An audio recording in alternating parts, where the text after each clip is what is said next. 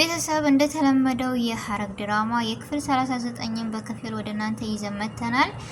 ቤዛ ምን ጊዜም ቢሆን እንደው ነፍስሽ አይማርም፣ በውዴታ ሳይሆን በግዴታ ናታንን ወደ እሷ ለማድረግና ወደ እሷ ለማቅረብ እንደምታዩት በምግብ አድርጋ አበላቸው። እውነት ይህ ነገር ይከሽፋል ወይስ ይቀጥላል? ኤፉዬን ረስቶ ለቤዛ ሊሆን ነው? ናታን በጣም አዝናለሁ እና በጣም ያሳዝናል።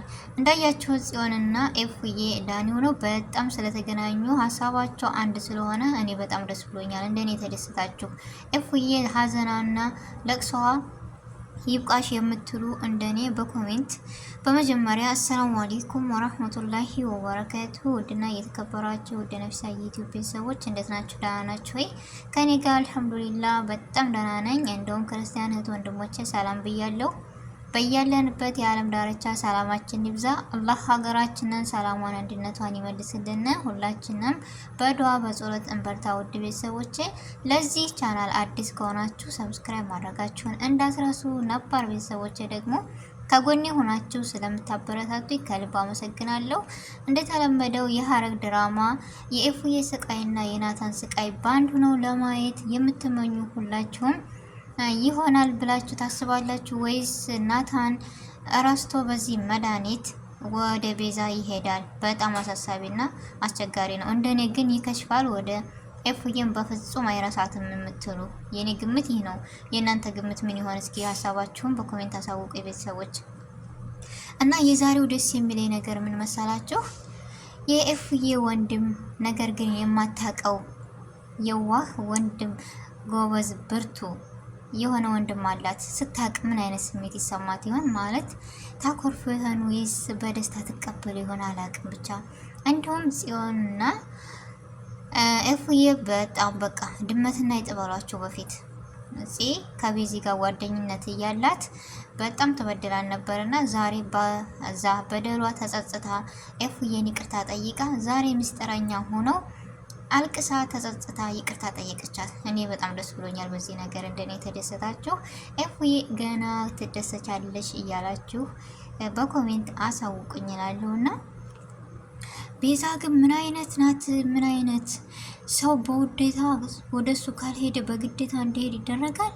የሚገርም ነው። ጨካኝ ሉሊት ደግሞ ያላት ድንጋጤ ዛሬ መጣች አልመጣች እያለ በቃ የምትኖረው የምትሄደው ደመነፍሷም ነው ማለት ይቻላል። ምክንያቱም ክፉ የሰራ ሰው ሁሌም ጸጸቱን አይችለውም። ሁሌም እንደደነገጠና ሁሌም በቃ በጥቅሉ የበላቸው ሁሉ አይጠጋትም ማለት ይችላለሁ። ምክንያቱም ምን መልካም ስራ ስትሰሩ እኮ ነው ዘንታችሁ እንቅልፍ የሚወስደው ወይም በእርጋታ የምትኖሩት። መጥፎ ነገር የሰራ ግን እንቅልፍ የለውም። ሁሉ ነገሩ በቃ በክልክል ያለ ነው። ይህ አረመኔ ጨካኝ ደግሞ በጣም የሚያናድ በገዛ ጓደኛው የሰራውን ሴራ ስታውቁ በጣም ይገርማል። ምን አይነት ሰው ቢሆን ነው እንደዚህ ይሄን ያክል በደል? እንዳያችሁ የናታንን ጓደኛ ደውሎ አስጠነቀቀው። ነገር ግን ይሄኛው ቆፍጣናና ጠንካራ ህይወት አስተምሮት ነው የወጣው። ስለዚህ የናታን ጓደኛ ከናታን ጋር ሆኖ ይህ የአረመኔ ያፌትን ሴራ ያወጡት ይሆን ወይስ አያወጡትም? እንዲሁም ዳግም የኤፉዬ ወንድም ሴራውንና ማንነቱን የሚያውቅ ልጅ ሆኖ ተገኘ። በጣም ደስ ይላል። ነገር ግን የሉሊትና የያፌት መያዣቸው ደስ ብሎኛል። መያዣቸው ቀን ደርሷል። እንደኔ ሀሳብና እንደኔ ብዙም የሚያለፋ ነገር ምንም ነገር አይኖርም ካሁን በኋላ። ምክንያቱም አንድ አይነት ሆነዋል እና በተለይ ደግሞ የናታን ጓደኛ በጣም እውነተኛ ሰውና ህይወት አስተምሮት እንደሆነ የወጣው ነግሮናል። እንደምታው በምታምኑ ሰው መከዳት በጣም ከባድ ነው። ትክክል ሰው እኔ ይችን ሰው ወይም ይችን ጓደኛ ብለን ራሱ ይዘን ይህ ሰው ምንም አያደርገንም ብለን እውነተኛ ሰው ስናገኝ ከሱ የምንደብቀው ወይም የምንደብቃት ነገር አይኖርም እና የውስጣችንን እናወራለን ምናምን። ግን ያ ሰው ዙሮ ሲበድልን ምን አይነት ስሜት እንደሆነ አውቃችሁታል። ውስጡ ርር ብሎ እየተናደደ ምናምን ነው እያወራው ያለው። ከናታን ላይ ራሱ የመጮህ ስሜት አለው። ለምን? ስሜቱ ስላለ። በምትወዱት ሰውና በምታውቁት ሰው መከዳ ማለት በጣም ያማል፣ በጣም ከምላችሁ በላይ እና የናታን ጓደኛ ትክክል ነው የምትሉ እና ከነናታን ጎን ሆኖ ናታን እሱም ቢቀርበው ኖሮ መጨረሻቸው ውጤታቸው በጣም ያምራል ነው የምለው እኔ። እንዲሁም ሉሊት ገኒም በልጇ እያስፈራራቻት ነው። ሌላ ነገር ብታጣ አሁን ሉሊት ሁሉም ነገር በቃ ሁሉን ሰው ተሻካ ኤፉዬ ዛሬ መጣይ ነገ መጣይ እያለ በስቃቀንና በምን ብዬ ልንገራችሁ ነው ያለችውና ሁሉን ነገር ትሸካለች ምናምን። ያው የምትለው ብታጣ ምን ብትል ጥሩ ነው? በልጅሽ አስፈራራሻለሁ ብላለች። እንደዚሁ ደግሞ ገኒ በልጇ የመጣባት ጥላቷ ነውና በልጅ ከመጣሽ አሳይሻለሁ አለቻት። እኔ ሰው የምትፈራ መስሎኝ አያውቅም ነበር ሉሊትና በጣም ስቄያለሁ። ስቀርቢ በጣም ታስፈሪያለሽ አላለቻትም? ከሷ ወደ አረመኔ የምታስፈራ ለገንዘብ ገንዘብ ምን አይነት ሰውን ይገላል? ምን አይነት ለሰው እኔ እንጃ ምን አይነት ርህርህ ለሰው ብሎ የንጹሃንን ነፍሶች የሴቶችን እንደዚህ ማንገላታት ያፌትና ሉሊት የእጃቸውን ማግኘት አለባቸው የምትሉ ከተባባሪዎች ጭምር እና ይህ ነገርስ ኤፉዬና ፂ እንዲሁም ዳግም ሆነው ይህን ነገር ይሳካላቸዋል ወይስ ይከሽፋል? እንደኔ ይህ ነገር ተሳክቶላቸው ያፌትና ሉሊት እንደሚጋለጡ በቅርብ ቀን እኖራለሁ።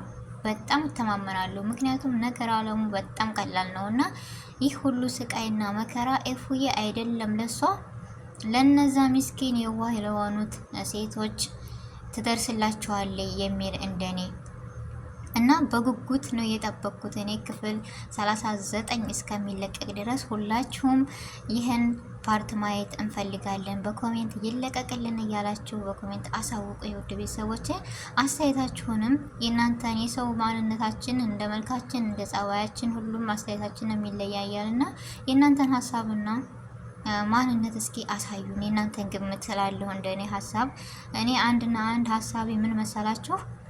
የፂና የኤፉዬ የዳግም አሁን ያለሙትና ያሰቡት ያቀዱት ነገር ተሳክቶ ማንም ሳይነቃባቸው ኤፉዬና ናታን በፍቅር ሲኖሩ በደስታ ሲኖሩ ማየት የናፈቀው እንደኔ። ምክንያቱም ንጹህና የዋህ የሆኑ ናታን ደግሞ በጣም ያበዛዋል። ሰው ማመን በጣም ከልክ በላይ ነው።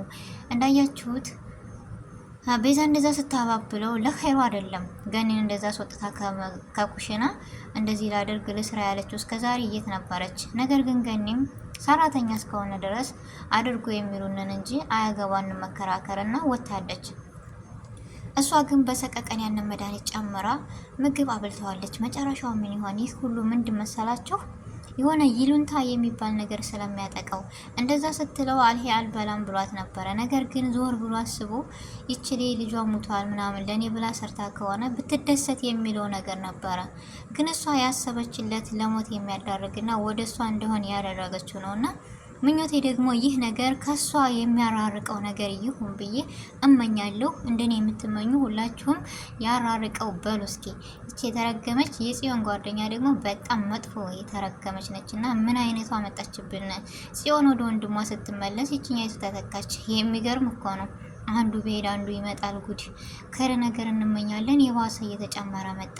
ሉሊትንና ቤዛን ማላይበት ያፌቱ ነው። ለሰው መጥፎ ለራስ ወዳድ የሆኑ ሰዎችን በዚህ ዓለም ላይ አያስፈልግም። ሰው ማለት ለራሱም ለሰውም የሚሆን ነውና ኤፉዬ እንዲሁም ናታን ፂ ሆነው ገኒም ሩህሩህ ነበረች። አሁን ግን የልጇ መጥፋት ሲያቀጠቅጣት በጣም ጨካኝ ሆናለች። እና የዛሬው ቪዲዮ ይሄን ይመስል ነበር። አሰላሙ አለይኩም ወራህመቱላሂ ወበረካቱ።